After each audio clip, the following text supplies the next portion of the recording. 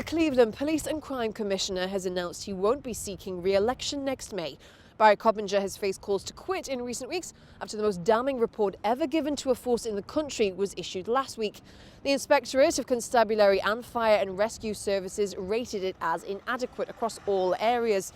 The reports uncovered a raft of troubles, with the force found to be failing to prevent crime, not investigating cases properly, and putting vulnerable adults and children at risk. One member of staff described it as a directionless, rudderless and clueless.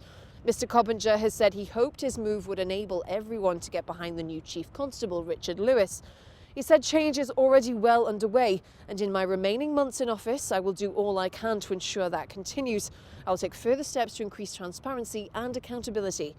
Mr. Coppinger was first elected in 2012 and has described it as a great honour to serve 2 terms.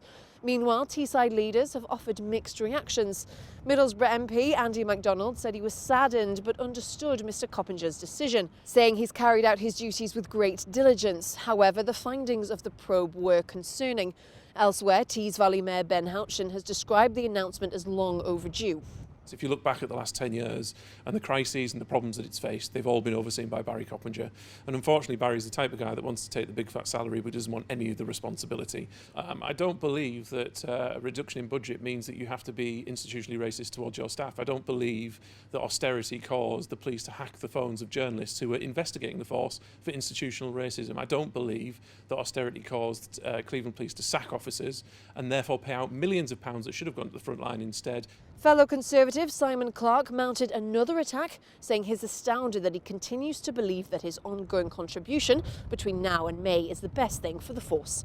Sophie Halsey in Middlesbrough.